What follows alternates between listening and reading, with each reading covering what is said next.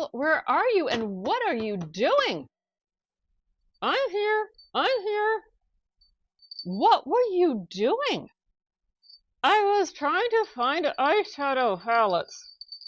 Oh, okay. Welcome, everybody. We have something new, and the camel was trying to find some eyeshadow palettes. And so let's tell everybody about what we have that is new and different.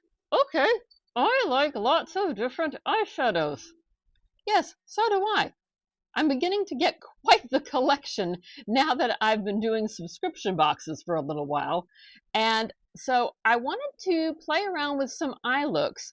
So I have found that is what it looks like. And it is designed for makeup students to practice eye looks. It can also be used by the non-makeup professional. We qualify that one. Yes, we qualify on that one.